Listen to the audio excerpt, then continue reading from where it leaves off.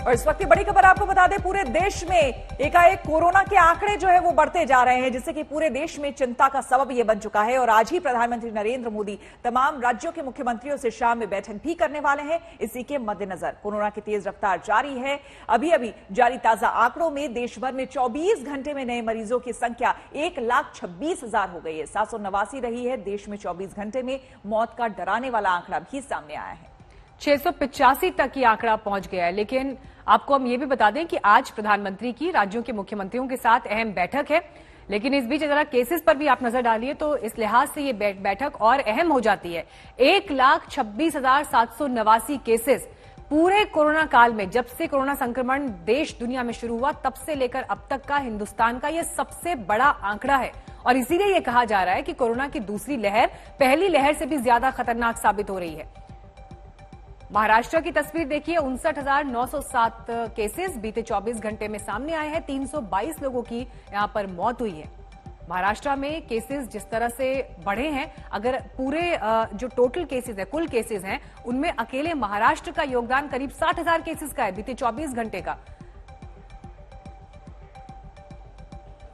आज हम 4.5 लाख तक, अभी तो रोज 4.5 लाख हम वैक्सीनेशन कर रहे हैं, लेकिन ये संख्या 2-3 दिन में बढ़ेंगी। तो हमारे को वैक्सीनेशन की संख्या बढ़ा के देना चाहिए, क्योंकि आज महाराष्ट्र में कई ऐसे जिले, कई ऐसे वैक्सीनेशन सेंटर्स हैं कि जहां पर वैक्सीन न होने की वजह से लोग वहां पर आ रहे हैं, बुजुर्ग लोग वहां पर आ रहे हैं, सीनियर सिटीजन आ रहे हैं, लेकिन उनको हमारे को नम्रता से कहना पड़ रहा है कि वैक्सीन स्टॉक नहीं है, आप प्लीज घर जाइए, जब वैक्सीन स्टॉक आएगा तब हम आपको बुलाएंगे। तो ये स्थिति इसीलिए है कि केंद्र सरकार से वैक्सीन का सप्लाई जो गति से होना चाहिए, जो स्पीड से होना चाहिए, वो नहीं हो रहा है। कोरोना के बढ़ते केस के बीच प्रधानमंत्री मोदी ने आज कोरोना वैक्सीन की दूसरी डोज लगवाई। आपको बता दें कि आज शाम प्रधानमंत्री मोदी कोरोना के बढ़ते मामलों पर राज्यों के मुख्यमंत्रियों के साथ चर्चा करने वाले हैं।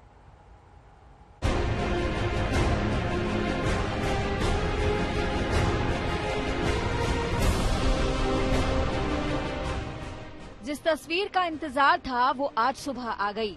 देश में कोरोना की नई लहर के बीच दिल्ली के अखिल भारतीय आयुर्विज्ञान संस्थान यानी एम्स में प्रधानमंत्री नरेंद्र मोदी ने भारत बायोटेक के कोवैक्सीन की दूसरी डोज ली।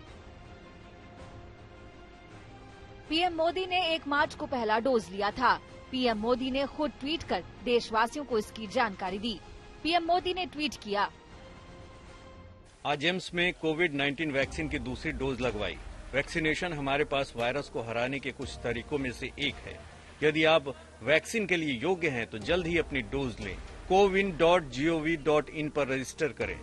पीएम मोदी को वैक्सीन की दूसरी डोज लगाने में जो 2 नर्स शामिल थी, उनमें एक पुडुचेरी की पी निवेदा है और दूसरी पंजाब की निशा शर्मा।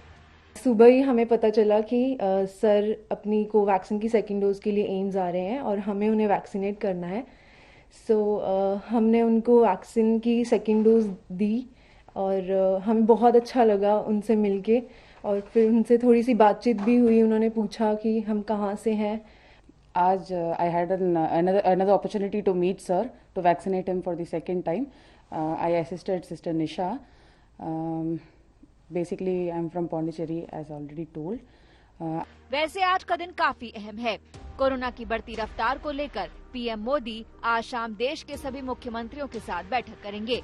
इसमें कोरोना की विकराल स्थिति और वैक्सीनेशन पर चर्चा होगी। मुख्यमंत्रियों के साथ आखिरी बार पीएम ने चर्चा की थी 17 मार्च को।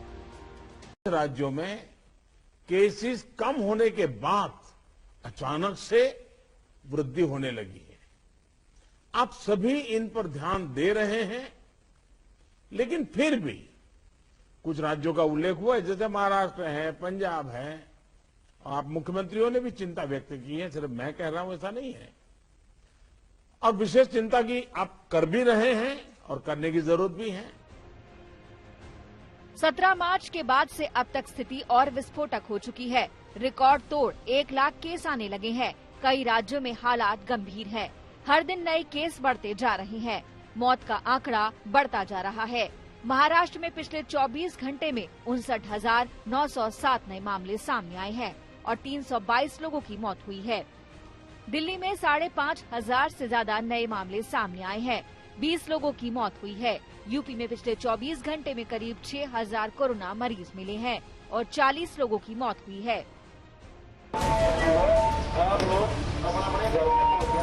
ये हालात बिगड़ चुके हैं।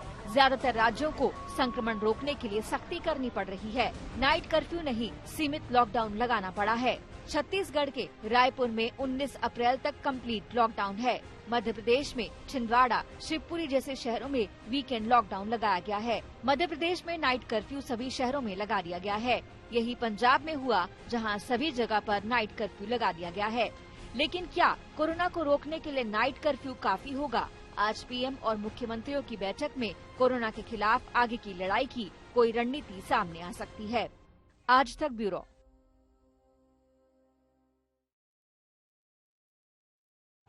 देश के कई शहर लॉकडाउन की तरफ बढ़ चुके हैं। दिल्ली में तो अकेले गाड़ी में बैठकर आप जा रहे हैं तो भी मास्क लगाना आपके लिए जरूरी होगा, वरना चालान कटना तय है।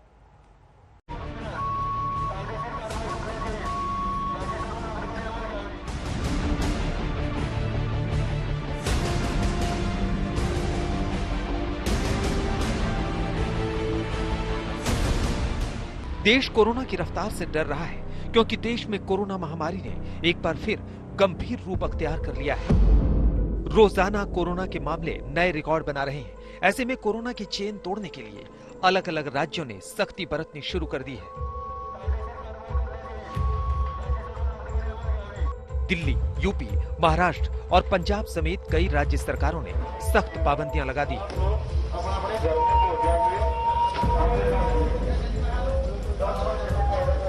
दिल्ली में नाइट कर्फ्यू 30 अप्रैल तक रात 10 बजे से सुबह 5 बजे तक। महाराष्ट्र में नाइट कर्फ्यू शनिवार और रविवार को रात 8 बजे से सुबह 7 बजे तक। पंजाब में नाइट कर्फ्यू 11 जिलों में रात 9 बजे से सुबह 5 बजे तक। राजस्थान में नाइट कर्फ्यू 10 शहरों में रात 9 बजे से सुबह 5 बजे तक। ओडिशा में नाइट कर्फ्यू 10 जिलों में रात 10 बजे से सुबह 5 बजे तक। गुजरात में नाइट कर्फ्यू 20 शहरों में रात 8 बजे से सुबह 6 बजे तक। छत्तीसगढ़ में नाइट कर्फ्यू रायपुर और दुर्ग 2 शहरों में लॉकडाउन। मध्य प्रदेश में नाइट कर्फ्यू रविवार को लॉकडाउन रात 9 बजे से सुबह 6 बजे तक। झारखंड में नाइट कर्फ्यू 30 अप्रैल तक रात 8 बजे से सुबह 6 बजे तक। अभी तो नाइट कर्फ्यू लगाया गया है, लेकिन डर ये भी है कि जिस तरह से कोरोना की दूसरी लहर तांडव मचा रही है, कहीं फिर से संपूर्ण लॉकडाउन की नौबत न आ जाए। सबसे पहले बात दिल्ली की करते हैं। दिल्ली में 6 अप्रैल से नाइट कर्फ्यू लागू हो चुका है और 30 अप्रैल तक ये कर्फ्यू लगाया गया है। दिल्ली में अब रात 10 बजे से सुबह 5 बजे तक बेवजह घर से निकलने पर मनाही होगी। ऑटो, टैक्सी आदि सार्वजनिक वाहनों को नाइट कर्फ्यू से छूट मिलेगी। नाइट कर्फ्यू का उल्लंघन करने वालों को जुर्माना भरना होगा। मेट्रो भी रात 10 बजे के बाद बंद कर दी गई है। घर पे रहिए, दूसरों की जिंदगियों को किसी भी तरह की रिस्क पे मत रखिए, खतरे में मत रखिए। इस संदेश के साथ बैरिकेडिंग आपको दिल्ली में रात 10 बजे से एक बार फिर नजर आ गई है।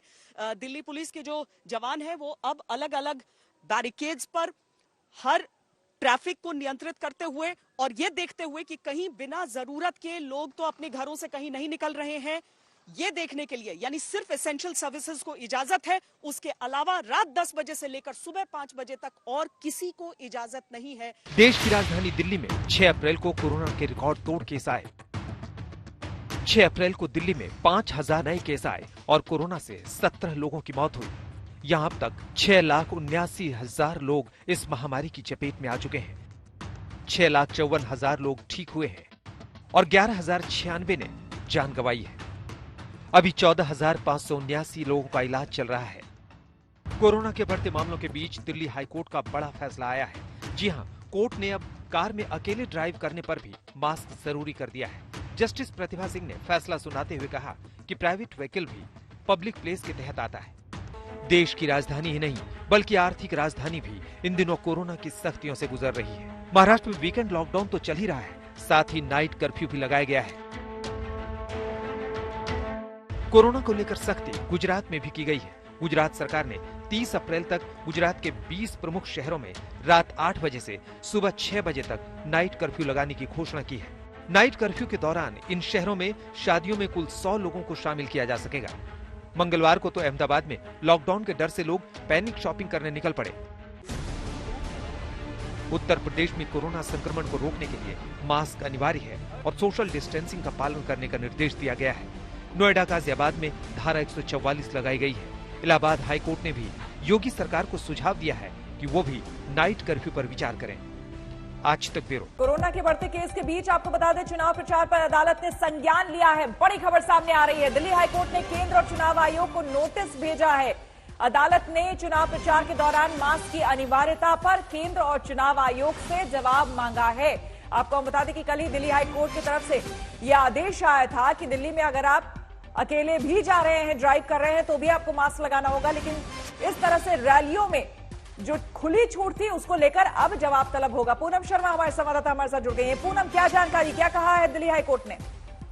देखिए, दिल्ली हाईकोर्ट बेहद सख्त है। जिस तरह से लगातार कोरोना के मामले बढ़ते जा रहे हैं और न सिर्फ दिल्ली में बल्कि पूरे देश में, इसीलिए कल जब हाईकोर्ट की तरफ से यह आदेश हुआ था कि बंद गाड़ी में भी मास्क का इस्तेमाल अकेले व्यक्ति के लिए अनिवार्य है, तो कहीं न कहीं ये सवाल खड़ा हुआ कि रैलियों में जहां पर हजार लोग होते हैं और वो बिना मास्क के हैं, तो क्या उससे कोरोना नहीं फैलेगा? इसी को लेकर जो याचिका थी उस पर आज नोटिस किया गया है केंद्र सरकार को और इलेक्शन कमीशन को हाईकोर्ट की तरफ से, और पूछा गया है कि जो मास्क है वो इन रैलियों के दौरान इस्तेमाल होगा या नहीं होगा, और कोरोना के मद्देनजर इस तरह की जो रैलियां हो रही हैं उससे कितना संक्रमण बढ़ने का खतरा है।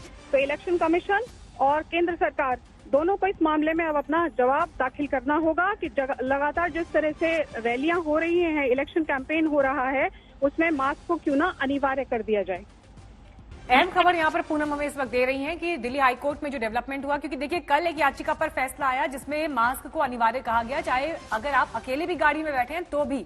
और इस फैसले को लेकर आम जनता में बड़ी आलोचना हुई कि अगर एक व्यक्ति के लिए भी मास्क अनिवार्य किया जा रहा है तो फिर उन इलाकों का क्या जहां पर चुनाव प्रचार में जबरदस्त भीड़ दिखाई देती है, सैकड़ों की संख्या में, हजारों की संख्या में लोग रैली में शामिल होते हैं, तो फिर वहां पर नेताओं के ऊपर ये नियम लागू क्यों नहीं होता है। लेकिन अब इसे लेकर केंद्र और इलेक्शन कमीशन से जवाब मांगा है दिल्ली हाईकोर्ट ने। और देखिए अब एक और खबर आपको यहां पर हम बता दें, ये कोरोना के मामलों को लेकर ही है, क्योंकि आज प्रधानमंत्री एक बैठक करने वाले हैं राज्यों के मुख्यमंत्रियों के साथ, लेकिन मुख्यमंत्री ममता बनर्जी, पश्चिम बंगाल की मुख्यमंत्री, शामिल नहीं होंगी इस मीटिंग में।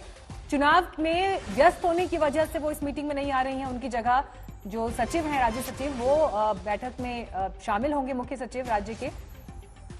मीनाक्षी, अगर आपको ध्यान हो और अगर मैं सही हूं तो इससे पहले भी जब प्रधानमंत्री की इस तरह से सीएम के साथ बैठक थी तब भी ममता बनर्जी नहीं आई थी। बताया जा रहा है कि वो नाराज थी या क्या, उससे पहले भी उन्होंने डिमांड कर दिया था, कोरोना की मीटिंग हो रही थी कोरोना की, और डिमांड कर दिया था अलग से कुछ। अनुपम मिश्र हमारे संवाददाता हमारे साथ जुड़ गए हैं। अनुपम, इस बार वाकई यही वैलिड रीजन है या फिर नाराजगी है प्रधानमंत्री से? देखिए, जो हम देख रहे हैं सुबह से एकमात्र टीएमसी की ओर से अगर कोई स्टार प्रचारक हैं तो ममता बनर्जी हैं। लगातार सुबह से वो चुनाव प्रचार में जुट रही हैं, देर शाम तक, रात तक चुनाव प्रचार कर रही हैं। तो ये एक वैलिड रीजन भी हो सकता है, नाराजगी भी हो सकती है, लेकिन जो रीजन उन्होंने दिया है उसके मुताबिक तो यही लग रहा है कि चुनाव प्रचार, और वो लगातार रोजाना चुनाव प्रचार कर रही है। टीएमसी की ओर से वही एकमात्र चुनाव प्रचारक है। कभी एक दिन में नॉर्थ बंगाल, साउथ बंगाल दोनों चुनाव प्रचार कर रही हैं। आज भी हावड़ा, हुगली में उनका लगातार चुनाव प्रचार है। तो ऐसे में ये कहना मुश्किल है कि चुनाव प्रचार की वजह से ही वो उन्होंने ऐसा किया है या नाराजगी है। हालांकि इससे पहले हमने कई बार देखा है कि नाराजगी की वजह से ममता बनर्जी ने स्किप की है मीटिंग प्रधानमंत्री की, तो वो भी। शुक्रिया अनुपम आपका इस जानकारी के लिए। बंगाल का चुनाव आधे मुकाम तक पहुंचने वाला है। 10 अप्रैल को चौथे दौर का मतदान है। आज चुनाव प्रचार का आखिरी दिन है। आपको बता दें कि आज आखिरी दिन ममता और योगी आदित्यनाथ, जेपी नड्डा का धुआंधार चुनाव प्रचार है। लेकिन चौथे दौर आते आते जिस तेजी से धर्म के नाम पर गोलबंदी की कोशिश हो रही है, उससे साफ है कि जंग कितनी तल्ख रहने वाली है।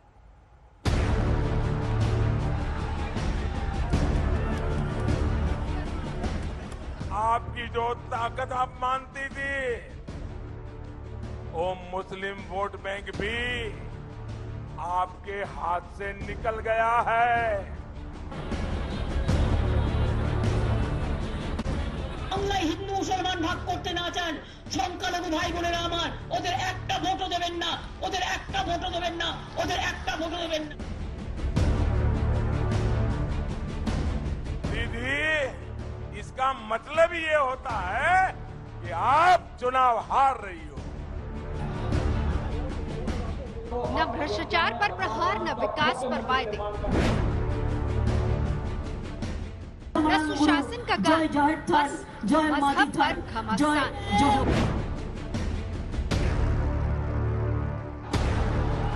पश्चिम बंगाल में चौथे दौर का मतदान आते आते तरक्की को बड़े तरकीब से टरका दिया गया और धर्म पर धुआंधार रफ्तार बढ़ गई, इधर से भी और उधर से भी। হিন্দু মুসলমানে ভাগাভাগি করার চেষ্টা করছে আর মুসলমান ভোটটাকেও ভাগ করার চেষ্টা করছে। যদি আপনারা এনআরসি না চান, এনপিআর না চান, কে না চান, বাংলায় হিন্দু মুসলমান ভাগ করতে না চান, সংখ্যালঘু ভাই বোনেরা আমার, ওদের একটা ভোটও দেবেন না, ওদের একটা ভোটও দেবেন না, ওদের একটা ভোটও দেবেন না।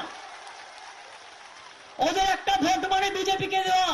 आपने कहा, देखिए एक महत्वपूर्ण बात है, अभी हाल ही में आपने कहा कि सभी मुसलमान एक हो जाओ, वोट बंटने मत दो।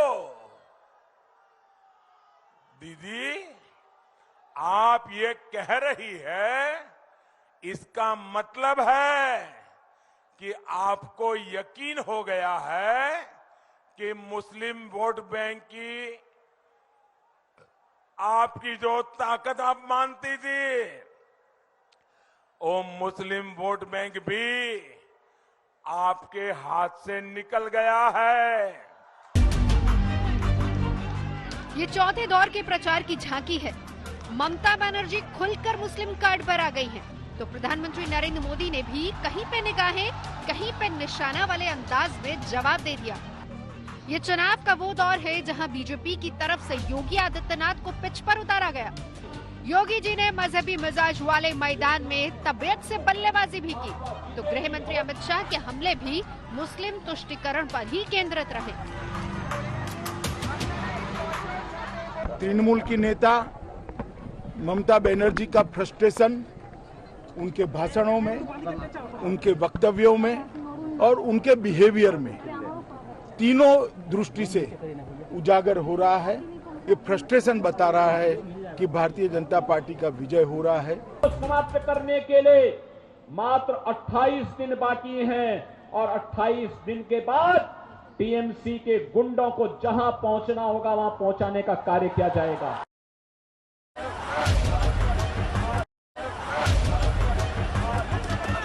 याद करिएगा, तीसरे दौर के बाद ममता बनर्जी ने चंडी पाठ का अभ्यास भी बढ़ा दिया। चुनावी रैलियों में चंडी पाठ के अध्याय बढ़ गए। हरे कृष्ण हरे हरे टीएमसी घरे घरे का नारा भी ममता बनर्जी चुनाव प्रचार में ले आई हैं। सर्व सौभाग्यदायिनी चंड मुंड बोधे देवी, चंड मंड बोधे देवी, दुर्गा बीज विनाशिनी, सर्वसार्थी রিকে দেবী। আমরা বলি হরে কৃষ্ণ হরে হরে, তৃণমূল ঘরে ঘরে। আমরা বলি হরে কৃষ্ণ হরি হরি, সবার মোরা ভালো করি। सवाल है कि क्या धर्म का जो अलाव इस दौर में जलाया गया उसमें कितनी आग भड़क पाएगी। चौथे दौर में 5 जिलों में मतदान है। कूच बिहार, अलीपुरद्वार, दक्षिण 24 परगना, हावड़ा, हुगली, 5 जिले और दांव पर 44 सीटें। 2016 के विधानसभा चुनाव में टीएमसी को 44 में से 39 सीटें मिली थी, सीपीएम को 2, जबकि बीजेपी, कांग्रेस और फॉरवर्ड ब्लॉक को 1-1 सीट मिली थी। 2019 में पासा पलट गया। 2019 लोकसभा चुनावों में टीएमसी की बढ़त 25 विधानसभा सेगमेंट तक ही सिमट गई, जबकि बीजेपी 19 विधानसभा क्षेत्रों में आगे थी। इसीलिए ऊंट किस करवट बैठेगा इसका अनुमान कर पाना आसान नहीं है। दोनों ओर से तलवारें लहराई जा रही हैं, लेकिन ये दौर इस लिहाज से भी अहम है कि इस दौर के साथ ही आधी रेस खत्म हो जाएगी। बंगाल का जनादेश काफी हद तक ईवीएम में कैद हो जाएगा। कोलकाता से अनुपम मिश्र के साथ प्रेमा राजाराम, आज तक। बंगाल की जंग में एक तरफ दिग्गजों से भरी बीजेपी की पूरी टीम है, तो दूसरी तरफ ममता बनर्जी अपने दम पर मोर्चा ले रही हैं। अब ममता बनर्जी अपने एक बयान को लेकर मुश्किल में आ गई हैं। मुसलमानों को एकजुट होकर वोट करने की अपील पर चुनाव आयोग ने ममता बनर्जी को नोटिस थमा दिया है। 48 घंटे के भीतर उन्हें जवाब देना है। সবাই মিলে আজানের ধ্বনি দেবেন, দেখবেন সবাই একজোট হয়ে যাবে।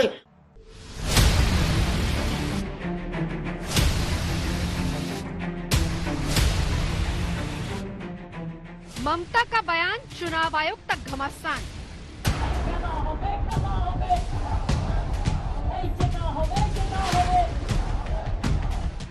धर्म की आड़ टीएमसी पर नोटिस का प्रहार। 48 घंटे की मियाद दीदी पर गिर न जाए गाज। সবাই মিলে আজানের ধ্বনি দেবেন, দেখবেন সবাই একজোট হয়ে যাবে। ममता बनर्जी का ये बयान सेल्फ गोल वाला बयान साबित हो सकता है। ममता बनर्जी ने कोशिश तो की मुस्लिम वोटों की लामबंदी की, लेकिन दांव उल्टा पड़ गया। चुनाव आयोग ने नोटिस का पैगाम भेज दिया। चुनाव आयोग को ममता के बयान में 2 उल्लंघन नजर आए। रिप्रेजेंटेशन ऑफ पीपल्स एक्ट की धारा 123 की सब सेक्शन 3 और धारा 3A का उल्लंघन। आदर्श चुनाव आचार संहिता की धारा 2, 3 और 4 का उल्लंघन।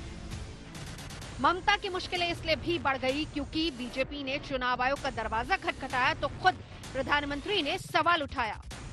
जो बात आप बोल रही है, अगर हमने कहा होता कि सारे हिंदू एकजुट हो जाओ, बीजेपी को वोट दो, तो दीदी ये इलेक्शन कमीशन हमें 8-10 नोटिस भेज देता। प्रधानमंत्री को भी नोटिस आती, अध्यक्ष को भी आती, उम्मीदवार को भी आती। अरे इतना ही नहीं, सारे अखबार देश के पहले पेज पर भरे पड़े होते और दुनिया भर के एडिटोरियल लिख करके हमारे बॉल नोच लिए होते। दीदी मुझे पता नहीं है कि आपको चुनाव आयोग ने नोटिस भेजा है या नहीं, लेकिन आपकी ये बात साफ बताती है कि आप जिनके भरोसे चुनाव के मैदान में थी, वे भी अब आपसे चले गए हैं और आप पब्लिकली उनको कह रही हो मुसलमानों एक हो जाओ, मुसलमानों एक हो जाओ, मुसलमानों एक हो जाओ, मुझे बचाओ, मुझे बचाओ, मुझे बचाओ, ये दीदी बोल रही है। उधर टीएमसी प्रधानमंत्री नरेंद्र मोदी की रैली में पैसे बांटने का आरोप उछाल रही है। कह रही है कि 1 अप्रैल को दक्षिण 24 परगना में प्रधानमंत्री नरेंद्र मोदी की रैली के लिए हजार रुपए के कूपन बांटे गए। যারা মোদি জনসভায় যাবেন এবং বিজেপিকে ভোট দেবেন তারা এই কুপন বিজেপির প্রার্থীর কাছে জমা দিলে 1000 টাকা নগদ পাবেন। प्रधानमंत्री ने खुद अपनी रैली में कहा ही कि भाई ये आप पर आरोप लग रहा है कि आप पैसे लेकर यहां आए हो। जनता बहुत गुस्से में थी, ये जनता का आपने अपमान किया है। और जहां तक कूपन की बात है, बहुत सारे कंसल्टेंट आए हैं तृणमूल कांग्रेस के पास, किसने क्यों मैन्युफैक्चर किया है इसकी इंक्वायरी होनी चाहिए।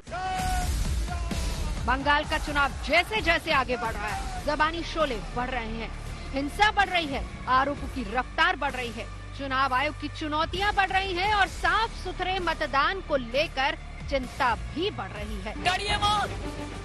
दिल्ली से संजय शर्मा, कोलकाता से अनुपम मिश्र और प्रेमा राजारामन, आज तक।